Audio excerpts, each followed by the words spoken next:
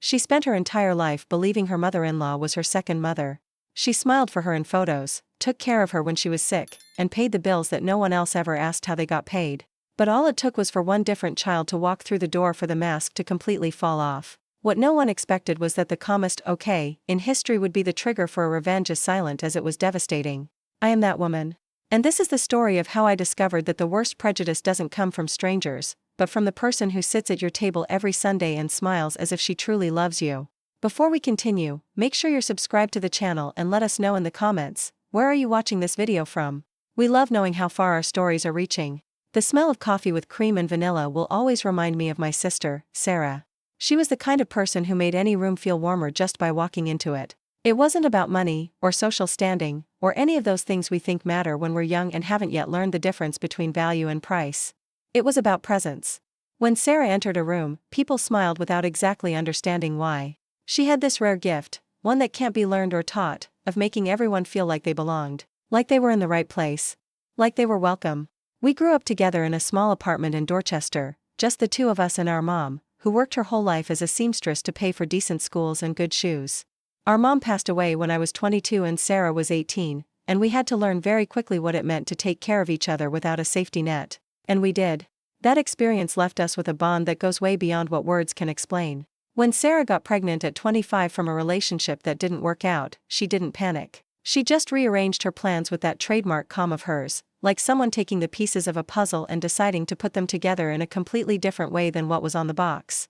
Miles was born in the winter, a chubby baby with honey-colored eyes, and from day one, she was the most dedicated mother I have ever seen up close. When her heart stopped early one August morning, with no warning, no goodbye, no sign that could have ever prepared us for it, the world simply got smaller. 32 years old. A brain aneurysm that no one knew existed, not her, not the doctors, no one. She went to sleep and never woke up. And suddenly, there was a Sarah-shaped hole in everything I knew, in the coffee mug she always left by the sink, in the way she folded the laundry, in the scent of her perfume that lingered on her pillow for days after she was gone. She left Miles behind. 7 years old. Curly hair that was impossible to comb without a negotiation.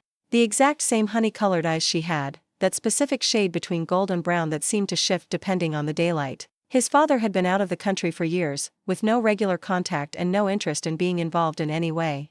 And Sarah's mother had died when we were still kids. The boy had nowhere to go. I didn't need to think about it. Actually, I didn't even have to think. It was more like acknowledging something that had already been decided before I was even conscious of it. This boy was my sister's son. This boy had her eyes. This boy was alone. And I existed in the world, with a house, with a husband who had a heart exactly the right size, and with a love for Sarah that hadn't ended just because she left. My husband, Mark, was the first to say out loud what we were both already feeling. He didn't hesitate, he didn't weigh the implications, he didn't list the financial costs or the impact on our routine. He simply said, "The boy is coming here." And that was it. That child was not going into foster care as long as we had a roof, a bed, and a beating heart. The custody process was long, exhausting, and full of paperwork and hearings in cold rooms with fluorescent lights that made everyone look tired before they even started. Social workers came to our house on Saturday mornings, evaluated our situation, and asked questions that were necessary but heard in a very specific way, the kind of way that makes you feel like you have to prove you are capable of loving. We went through psychological evaluations, interviews, and home visits, and every step felt like a new hurdle the system placed between us and the boy we were already calling ours. But on the day the judge signed the papers and Miles called me Mom for the first time, hesitantly, like someone trying out a new word in their mouth, unsure if it fits, I knew with the most absolute certainty I've ever felt in my life that I had made the right decision. Mark's family, however, did not share that certainty. Eleanor, my mother-in-law, was a woman of impeccable appearance and an interior much more complicated than that appearance let on. Her white hair was always perfectly styled, even on casual visits. Her clothes were ironed with the kind of dedication that feels more like a display of status than a practical necessity. She carried a family hierarchy in her head like a permanent, invisible crown, something she never took off, not even in private, not even in moments of supposed relaxation. She lived in a historic brownstone in Beacon Hill, Boston, filled with heavy antique furniture that smelled of lemon polish and the stagnant air of someone who doesn't open the windows nearly enough. There were framed family portraits scattered across every wall in the living room, every face catalogued and valued according to criteria she never explicitly stated, but that everyone in the family learned to sense. Pedigree mattered. Bloodlines mattered. Where you came from and who made you were the silent questions she asked whenever someone new showed up. Ever since Miles came into our lives, she changed. It wasn't something I could name right away, because she was smart enough not to be explicit about it. It was subtle. A coldness in her eyes when the boy walked into the room. An absence of the warmth she showed to her other grandchildren, the biological kids of Mark's siblings. She handed out hugs, chocolates, and attention with a generosity so selective it felt calculated, even though I never had proof that it was conscious. I pretended not to notice. Or maybe I didn't exactly pretend, maybe I just avoided naming it, because naming it would make it real, and making it real would force me to take a stand I wasn't quite ready to take. But reality has a cruel way of imposing itself when we least expect it. And it imposed itself on an October afternoon, 2 years after Miles came into our lives, while the heater in Eleanor's kitchen struggled against the bitter chill of an autumn day that refused to let up. I was there, helping her organize the holiday menu. It was a tradition established years ago. We all gathered for Christmas and New Year's at her house, and I was, for all intents and purposes, the one who made it happen. I booked the caterers, I organized the group gifts, I coordinated the travel logistics for the brothers-in-law who lived out of state, and I hired the cleaning crew that prepped the brownstone to host 30 people. Eleanor took all the credit as the perfect hostess. I took all the invisible labor of making that perfection possible. That day, as we flipped through the brochure of a new caterer I had spent weeks researching, she spoke without taking her eyes off the page. Her voice was calm, almost casual, like someone commenting on the weather outside or the price of groceries. She said that this year, she wanted a different kind of celebration. Something more intimate. Just real family, those bound by blood. And that as for Miles, well, she thought it would be best if he stayed home with a babysitter. That young children get so tired at these big gatherings, you know, it's too noisy, too chaotic, it would really be better for him. She turned the page of the brochure as she spoke, as if she were commenting on a choice of appetizers. I froze for a few seconds, my pen hovering in the air, feeling those words sink into me layer by layer, like when you skip a stone into a deep lake and watch it slowly disappear into the dark water. Miles wasn't young enough to need a babysitter. He was 7, he went to elementary school, he had friends, he went to parties, and he knew how to behave in social settings with a maturity that made me proud. She knew that. I knew she knew. And what she called real family had a very clear meaning that neither of us needed to translate out loud. Blood. Always the damn blood. Mark, who was in the living room reading, hadn't heard a thing. And I, for some reason I am still trying to completely understand to this day, didn't scream. I didn't cry. I didn't slam the brochure on the table or raise my voice or do any of the things my first instinct demanded. A calmness I had never felt before took over my entire body, slow and precise, like a temperature gradually dropping, paralyzing everything with a softness that is almost more terrifying than sudden ice. I looked up at her and simply said that I understood. That it made sense. That it would be exactly like that. She smiled. A satisfied smile, the kind that makes it clear the person is convinced they've just won something important. I closed the brochure, grabbed my purse, and went to find Mark in the living room. He looked at me and instantly realized something in the air had shifted. Not in my face, which was absolutely neutral, a neutrality I had built brick by brick over the last 2 minutes. But in my eyes. He's known me for 15 years. He knows when I am about to move mountains. We walked out of there together, under a late afternoon sun that cast a long, cold glare over the neighborhood's cobblestones. When I got into the car and the door shut, I took one single deep breath, slowly, from beginning to end. And then, I started to plan. Mark sat in silence as I recounted what his mother had said. He drove with both hands on the wheel, eyes locked on the road, but I could see every detail of the tension settling into his face. His jaw tightening. His breathing getting a little shallower. His fingers gripping the steering wheel with a firmness completely unnecessary for the calm rhythm of traffic at that hour. I knew that tell. It was contained anger, the kind that doesn't explode but burns on the inside at a constant, difficult to extinguish temperature. When I finished telling him, he stayed quiet for a long time. The kind of quiet that isn't empty, it's processing. It's a person gathering the shattered pieces of something they don't quite want to accept as broken yet. Then he said he was going to call her. That he was going to fix this. I told him no. That this was mine. He looked at me quickly, taking his eyes off the road for a split second, and there was a mix of surprise and respect in that glance that I couldn't name at the time but kept thinking about later. I calmly explained what I was thinking. If he confronted his mother, she would instantly become the victim. It was the most predictable move on this chessboard. She would play the elderly woman disrespected by her son, the outsider daughter-in-law trying to tear her family apart, the son whipped by a woman who doesn't respect traditions. She had decades of experience in turning other people's guilt into her own personal shield, stepping into the victim role with a speed and conviction that intimidated any pushback. We weren't going to win by fighting. We weren't going to win by yelling or arguing or making loud demands. We were going to win by disappearing. It took Mark a moment to completely grasp what I meant. When he did, he went quiet again, but it was a different silence than before. It was the silence of someone standing by your side, ready to walk the path you've already started paving. Miles was at the neighbor's house when we got home. An older woman named Martha, retired, a middle school history teacher for 32 years, who had basically adopted the boy as her grandson out of pure choice. No bureaucracy, no family trees involved, simply because he had rung her doorbell one day to ask for a baseball that flew into her yard, and she had looked into his eyes and decided she liked this kid. When he bounded into our living room and told us he had learned how to bake chocolate chip cookies with her that afternoon, I hugged him so tight it caught him off guard. He looked up at me with those honey eyes and asked, with that blunt seriousness of kids who haven't yet learned how to fake it, if everything was okay. I told him everything was great. And that it was going to be much better very soon. That night, after Miles fell asleep hugging the faded stuffed bear that had belonged to Sarah when she was little, I sat down at the kitchen island with a notebook and a pen. Mark sat next to me with his laptop open. We began to dismantle, piece by piece, with the precision of mechanics taking apart an engine we knew by heart, everything that held Eleanor's Christmas together. The catering company was booked under my name.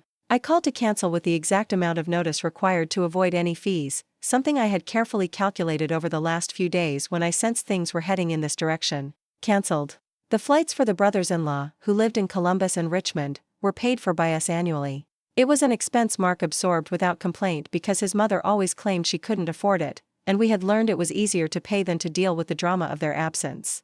We were never reimbursed for those flights, never even verbally thanked in all the years we did it. We sent a short text to each of them, stating that this year, travel logistics would be on them, that scheduling conflicts prevented us from organizing it as usual. The cleaning crew that prepped the brownstone before the holidays, the 3 women who came 2 days early to wash the heavy drapes, steam the rugs, polish the silver, and arrange the fine china that only came out for these occasions, were hired and paid by me.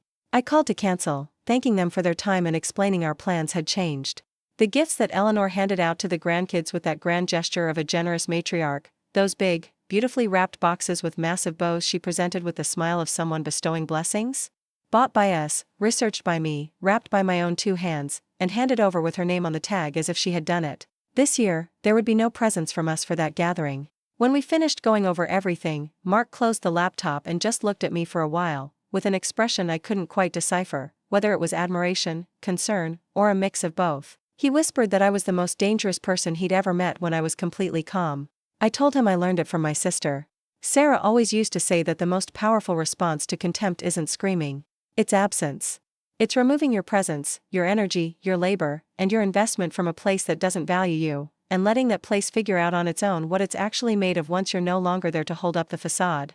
Over the next few days, I kept answering Eleanor's phone calls with impeccable sweetness.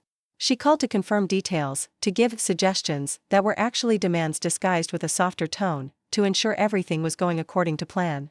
I responded with measured enthusiasm, confirming everything was handled, that she could trust me, that it was going to be an unforgettable Christmas. I wasn't lying. It really was going to be unforgettable. Meanwhile, Mark researched and booked a cabin in a historic town up in the mountains of Woodstock, Vermont. On a Sunday afternoon a few weeks back, while we were looking through a book about American history, Miles had mentioned he wanted to see a town covered in snow, with old brick buildings and big fireplaces, a place where time felt like it moved a little slower. I hadn't forgotten that. One afternoon while Miles was at school, I drove to the brownstone and left an envelope with the doorman, asking him to hand it directly to Eleanor. It was a simple envelope, no return address. Inside was just a cream-colored piece of stationery, handwritten in firm, careful cursive.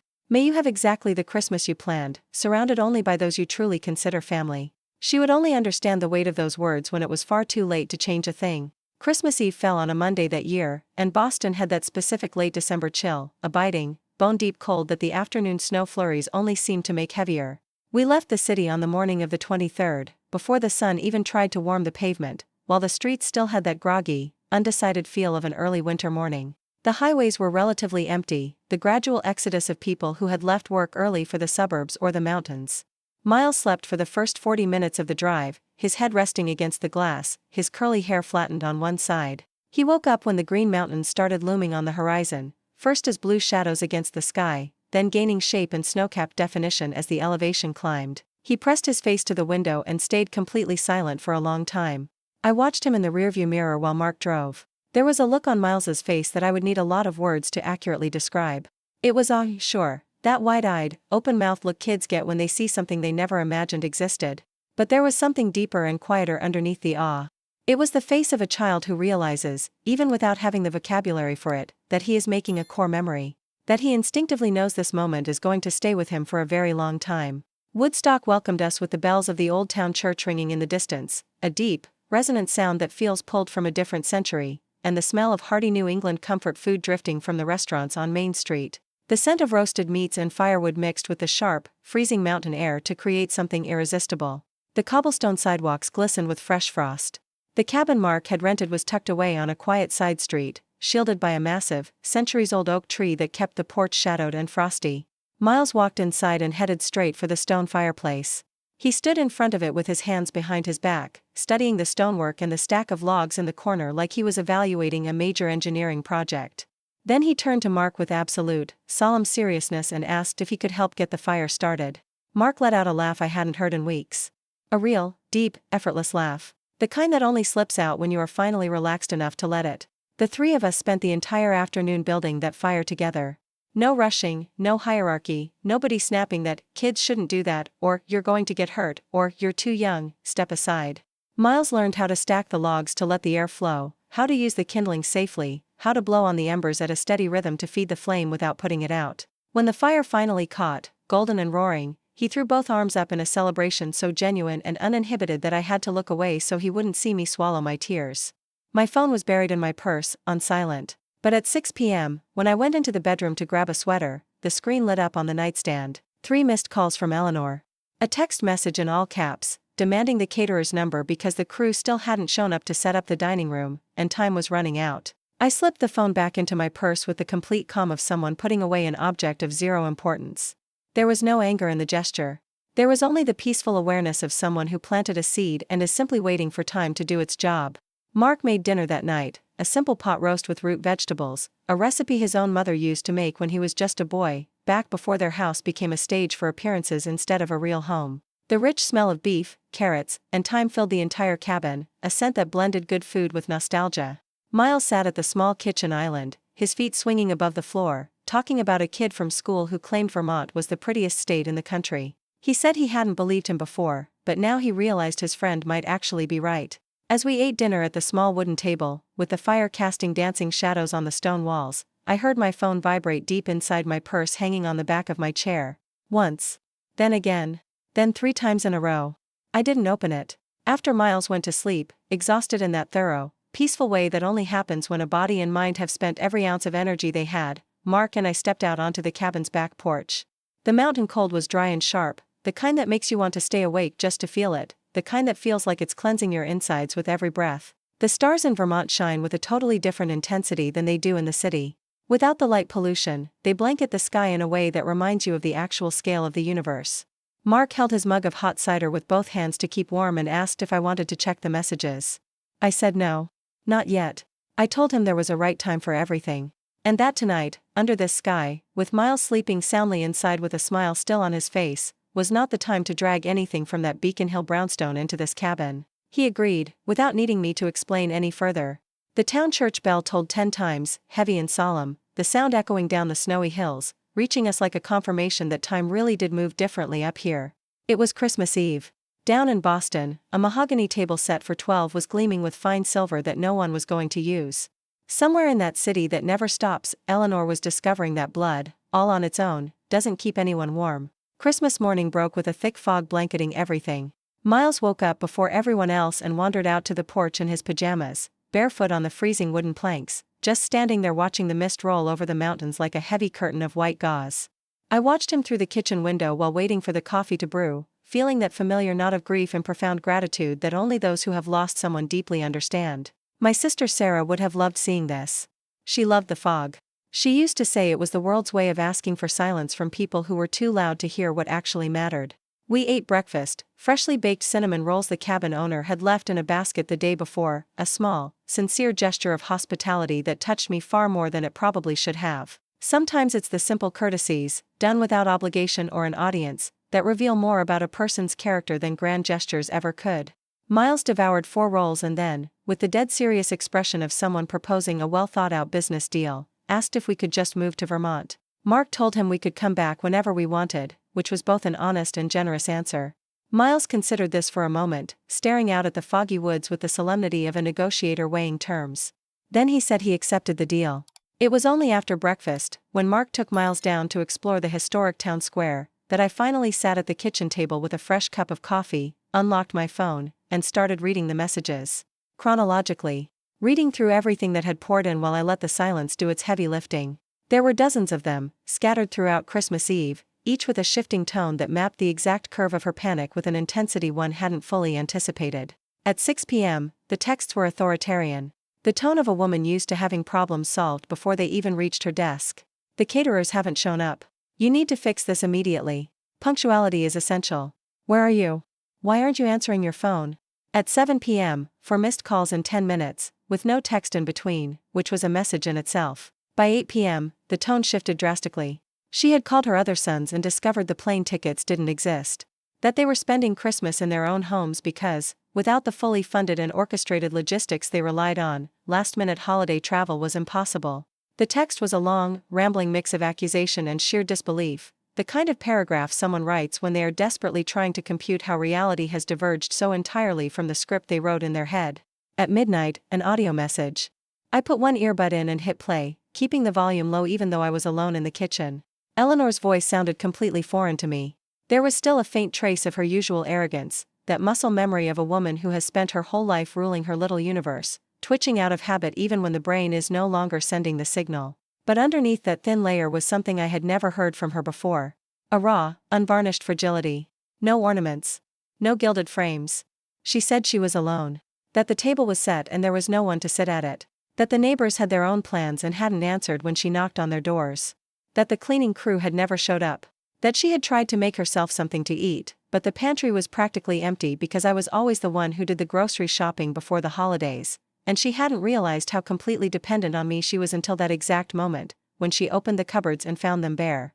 And then, right near the end of the recording, she said Miles's name. She said that maybe she had been hasty. That maybe the boy, she used the word boy this time, not her usual dismissive, the child, maybe he could have come. That the house was incredibly quiet. That the silence of those big walls was getting very hard to bear. I slowly pulled the earbud out. I stared at the coffee mug in front of me for a long time without taking a sip. Just staring. I didn't feel triumphant in that moment. I didn't feel pity either, at least not the simple kind of pity that word usually implies. I felt something far more complex and honest than either of those things. It was the feeling you get when you watch a structure that took years to build, built on a foundation that was never actually solid, finally show the massive cracks that had always been there, hidden beneath fresh paint and expensive polish. It wasn't satisfaction in her suffering. It was the painful, necessary confirmation that what I had felt for so long, that suffocating discomfort I had tried to rationalize in 100 different ways, was real. It had a name. It had a face. And it had consequences. Mark read my expression the second he walked through the door with Miles, both of them with cherry-red cheeks from the cold, eyes bright from walking and seeing beautiful things. He looked at me, the question in his eyes eliminating the need to ask it out loud. I simply said, she was alone. Exactly the way she chose to be. He went quiet. That familiar quiet of his that means he's thinking, not checking out. Then he said we needed to talk about what we were going to do after the holidays. Not about punishment, because punishment wasn't the goal and he knew that. But about where we draw the line between giving someone a genuine chance to change, and going right back to being the invisible infrastructure of a relationship that demands our presence but refuses us basic respect. I told him I had already had that conversation with myself, and I already had the answer. I just needed the right moment to put it into words for him. But today was not that day. Today was a day for Miles to see the live nativity scene in the town square. It was a day to buy hot apple cider from a woman in a plaid apron who ran her wooden stall with a patience and pride that was beautiful to witness. It was a day to light a candle by the town's massive Christmas tree alongside a crowd of strangers who had also chosen to spend the holidays far from complicated tables, close to what actually matters. I put my phone away. And I went to help my son put on his snow boots so we could head back out. We drove back to Boston 2 days later, on the 26th. The drive back always has a different texture than the drive there, and that's something you only truly feel if you've done both back to back. On the way up, there was a productive tension, the kinetic energy of moving toward a decision that was already made but still needed to play out in the real world. On the way back, there was a quiet, clean weight. The feeling of having crossed over. It wasn't exactly relief, because the work wasn't entirely done yet. It was more like solidity. Like feeling solid ground under your boots after walking on a shaky bridge for way too long. Miles slept for most of the trip, clutching a handcrafted wooden toy we'd bought at a little shop on Main Street. It was a brightly painted jester, carved by an elderly, patient artisan who had spent 20 minutes explaining to the boy, with the pure joy of someone sharing a craft they love, how different types of wood respond to the knife depending on the grain, and how every piece is entirely unique because the wood remembers how the tree grew. Miles had listened with a level of focus I found remarkable. There was something about that scene, that old man and that young boy sitting side by side on a wooden bench, the craftsman teaching and the boy absorbing, that I filed away in the place where I keep the things that truly matter. When we got back to our apartment, I let Miles unpack and call his best friend to talk about the trip. He was practically vibrating with that exuberant, highly detailed energy kids get when they've just experienced something amazing. He spent 40 minutes on the phone describing the stone fireplace with the architectural precision of a contractor, making Mark grin from across the living room. Later, when the apartment settled down, Mark and I drove over to the brownstone in Beacon Hill together. I didn't call ahead. I didn't text. I didn't ask permission or schedule a time. I just went, because I needed to go on my timeline, not hers, and that tiny distinction carried a weight I wanted established the second I walked through the door. We found Eleanor sitting in her armchair in the living room, in the exact spot where she always held court and issued her gentle commands.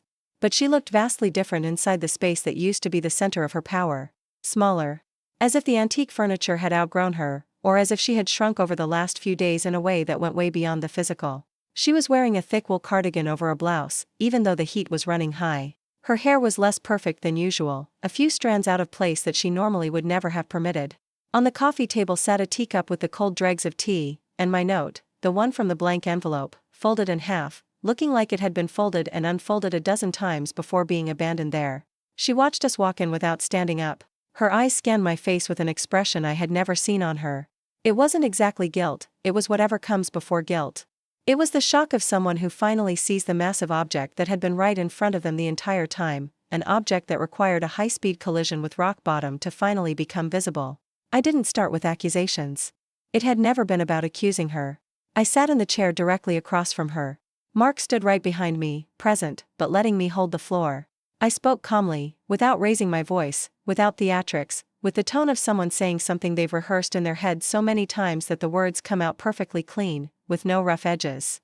I told her I understood what she valued. That family, tradition, and legacy are important things, and I had never questioned their inherent worth. I told her I had respected those values for years, organizing, financing, and propping up this holiday ritual with my sweat and my husband's money, so that she could present it to the world as proof that she had built something solid and enduring. But I told her that Miles was not an asterisk in the family I had built. Miles is my family. He is the son of my sister, who died entirely too young and was robbed of the chance to watch him grow.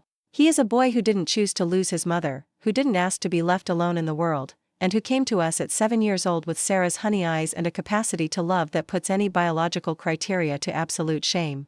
I told her that if she couldn't recognize that, it was fine. She had every right to value whatever she wanted inside the four walls of her own house. But that we also had the absolute right not to fund, organize, or attend a celebration where my son was treated like a stray dog, ruining the purity of her bloodline. I told her that the envelope had been my notice. Polite, but final. She sat in silence for a very long time, her hands folded in her lap, staring at the creased note on the coffee table. Then she said something I didn't expect.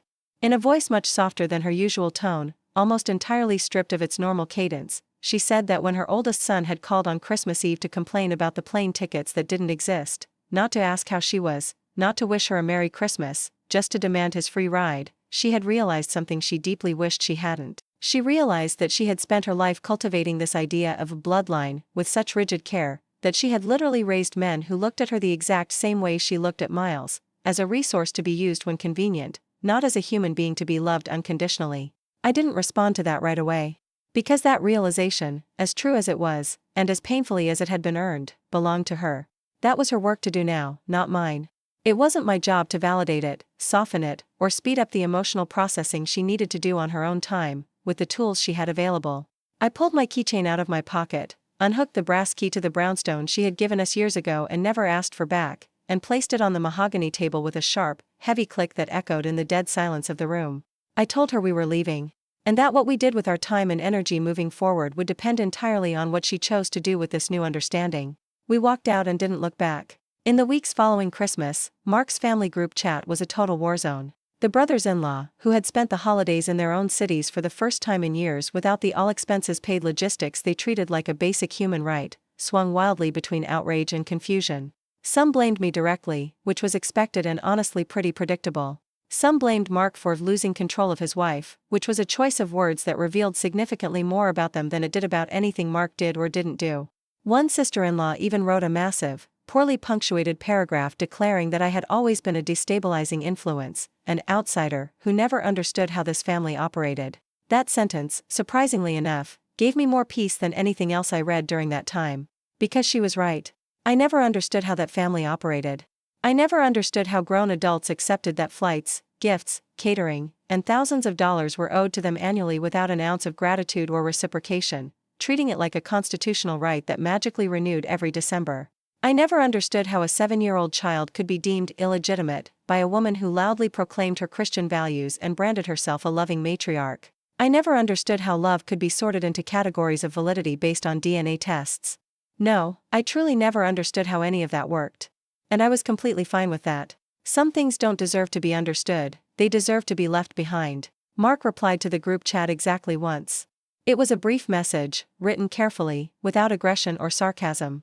It left zero room for interpretation but didn't directly attack anyone. He said that our family had decided to establish boundaries that allowed us to maintain healthy, respectful relationships, and that anyone who wanted to interact with us under those terms was always welcome. He added that if they were looking for someone to blame for their uncomfortable holidays, they were knocking on the wrong door. Then, he archived the chat without an ounce of drama. Miles didn't know about any of this. I wanted to keep it that way for as long as it felt honest to do so. He was back in school, completely obsessed with a science project on Appalachian wildlife that consumed his evenings with the intensity of a PhD dissertation. Every night he came home with new index cards he filled out by hand, drawing detailed sketches and writing facts he'd researched with his teacher, treating every animal with a curiosity and reverence that made my chest swell with pride. One of those nights, sitting at the kitchen island with his colored pencils fanned out around him like surgical tools, he looked up from a drawing and casually asked if Grandma Eleanor was mad at us. I froze. I asked him what made him think that. He said, with that blunt, unadorned accuracy kids have when they've been observing something for a long time before speaking up, that she never called him by his name. That he was always the boy or the child, or she just wouldn't speak to him directly at all, aiming her words at the adults in the room like he was a piece of furniture instead of a person. He said he had noticed it a long time ago, but he never brought it up because he didn't want to make me sad. 7 years old. He was 7 years old, he had buried his mother, moved into a new house with people he was just learning to call family, and he had carried that heavy, ugly rock in his pocket entirely in silence, specifically to protect my feelings. I knelt down next to his stool and looked straight into my sister's honey-colored eyes, that exact shade that shifted in the kitchen light. I told him he hadn't done a single thing wrong. Not one piece of this was about him. I told him that sometimes, adults have a very hard time stretching their hearts. Not because the people on the outside are less valuable or less real, but because those adults were never taught how to grow past the borders that someone else drew a long time ago and called normal. I told him it wasn't about him. It had never been about him. He thought about that for a moment, with that contemplative seriousness that was so entirely him. Then he shrugged and said it was fine. He said Martha called him by his name every single time. And I called him by his name. And Mark called him by his name. And his friends at school called him by his name. And that was a whole lot of good people who knew exactly who he was. I swallowed the sob rising in my throat with every ounce of strength I possessed in that moment. And I told him he was absolutely right. That was exactly it. Family isn't the list of people on a birth certificate. Family is the list of people who know your name and say it with love. A few days later, Mark's older brother, Richard, called. Not to hash out the Christmas drama or demand explanations, which is what I expected. He called to ask to borrow money, with a casualness that I found, given the circumstances, absolutely stunning. Mark answered, listened patiently to the end of the pitch, and said no, with the exact same calm you used to state a fact that was decided long before the question was even asked. Richard went dead silent for a few seconds, then hung up without saying goodbye. Mark set his phone down on the counter and went right back to what he was doing. I asked if he was okay. He said yes. He said there was something incredibly freeing about discovering that no, when said calmly and without an essay of justification, is a complete sentence. That it doesn't require context, history, or a bulleted list of reasons. That it is entirely sufficient all on its own. I thought about that for days. Months passed with that specific kind of speed time takes on when you are building something instead of just waiting around. The relationship with Eleanor didn't go back to the way it was before Christmas. I'd be lying if I said it did, or that I expected it to, or even that I wanted it to go back to the way it was. Because, the way it was an arrangement where I broke my back holding up her social facade while she treated my son like contaminated goods. There wasn't a single element of that old dynamic I had any desire to salvage. But there was a shift that I hadn't clearly anticipated, and I am still figuring out exactly what to do with it. She showed up at our door on a Tuesday afternoon in April. No warning. No phone call. Holding a box of snickerdoodle cookies from a bakery in her neighborhood, wrapped in simple paper with no ribbon. Her hair was styled as always, her clothes pressed, her appearance meticulous, but there was something visibly different in the way she held that small cardboard box. It wasn't the posture of a woman bringing a gift as a highly calculated, strategic peace offering. It was the posture of someone who doesn't quite know what to do with her hands when she's trying to act differently than she has her entire life. I opened the door and just looked at her for a moment. Not with hostility, but deliberately without the automatic reflex of stepping aside to let her in, which had been my default setting for years. She said she was in the neighborhood and thought she'd bring the cookies, because Miles had mentioned during one of the rare visits months ago that he liked snickerdoodles. And that she just wanted to know if he was doing okay. I didn't invite her in right away. Not out of spite, but out of a very specific kind of protection, the fierce, absolute protection of a mother that overrides any social etiquette. I told her to wait a moment. I walked back to Miles's bedroom, knelt next to his bed where he was reading a comic book, and calmly explained that Grandma Eleanor was at the door with snickerdoodle cookies and wanted to know how he was doing. I told him he absolutely did not have to see her if he didn't want to. That the choice was 100% his, and that I would back him up no matter what he decided. He closed his comic book. He sat in silence for a few seconds with the look of someone honestly weighing a proposition. Then he said okay. He said snickerdoodles were pretty good, actually. And he asked if I thought she'd want to see the drawing of the red fox he'd finished for his project that week, because it turned out really good and he hadn't shown it to many people yet. I let Eleanor inside. She stayed for 45 minutes. She sat at the kitchen island while Miles spread his index cards and sketches out in front of her, explaining the Appalachian ecosystem with that perfect blend of expertise and wild enthusiasm that is the trademark of a kid who has found his passion. She listened. Not with the distracted, polite nodding of someone fulfilling a social obligation. She listened with a presence I had never seen from her, the kind of genuine attention you give when the person speaking actually matters to you, not because etiquette demands it. At some point, right in the middle of his explanation about the red fox's hunting habits, she said his name. Miles. Without hesitation, without dodging it, without the dismissive, the boy she had exclusively used for 2 solid years. Just his name, spoken naturally, as if she had always said it. Miles didn't even notice how massive a shift that was. He just kept explaining the forest canopy with the exact same energy, never breaking his rhythm. I noticed. I stood leaning against the far counter, watching the two of them at the island, and something inside my chest finally went quiet in a way I hadn't been expecting. It wasn't forgiveness in the sense of erasing the past. It wasn't reconciliation in the sense of hitting a reset button. It was something much more complex, much more adult, and much more honest than either of those extremes. It was an open door. Not guaranteed. Not free of charge. But open. When she left, standing in the doorway, she looked at me and said she had made a terrible mistake. She said she had let her pride speak for her in a moment when she desperately needed to let her heart speak. She said she completely understood if I couldn't forget it, and she wasn't asking me to pretend it never happened, but she wanted to try to be different. Not because she deserved a second chance, but because Miles deserved a grandmother who understood exactly how incredible he was. I didn't tell her it was all okay. Because it wasn't, not in a simple, neatly tied with about kind of way. And I wasn't going to lie to her or to myself about that. But I told her we would see. I told her that things take time to show what they truly are, and that time would do that work if she allowed it to.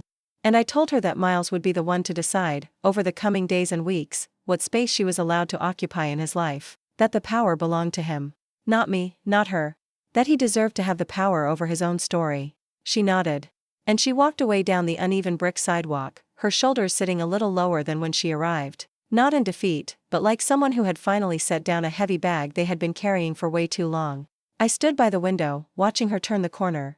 Sarah used to say that forgiving someone doesn't mean opening the door back to the exact same size it was before. It means building an entirely new door, with a completely different lock, and you get to keep the key. That isn't being harsh or cold. It's the most courageous thing you can do, because it requires you to know exactly what you are trying to protect, and refusing to compromise on it, even when someone you once loved is standing on the outside asking to come in. Miles popped up next to me with his red fox drawing in his hand, asking if Grandma Eleanor was going to come back someday. I told him maybe. That it depended on how things played out, and that it was the most honest answer I could give him. He looked down at his drawing for a second, then carefully folded it up, tucked it into his hoodie pocket, and said he was going to save it to show her next time, just in case she came back. I took his hand, and we walked into the kitchen to make dinner together. The family I built isn't conventional if you measure it by the yardstick the world usually uses for these things. It features a boy with honey eyes who lost his mother way too soon, carrying his grief with a dignity that grown adults rarely manage. It features a husband who learned how to say no without writing an essay to justify it. It features a neighbor named Martha who is a grandmother out of pure love and zero biology. It features the constant, living memory of a woman named Sarah who taught us, even without being here to see it, that belonging has absolutely nothing to do with where you came from. It has to do with who chooses to stay when the fire dies down. It has to do with who knows your name. It has to do with who is still sitting there when Christmas is over, the table is empty, the cameras are off, and there is absolutely no credit to be claimed for being generous. That, and only that, is the single kind of legitimacy that matters. The choice. The love that requires no paperwork to prove it exists. The family you build brick by brick, name by name, with every single person who decides to stay. Now, if this story resonated with you, click subscribe, and tell me in the comments, which part made your jaw drop. Oh, and don't forget to become a channel member to get access to exclusive videos I don't post anywhere else. I'll see you there.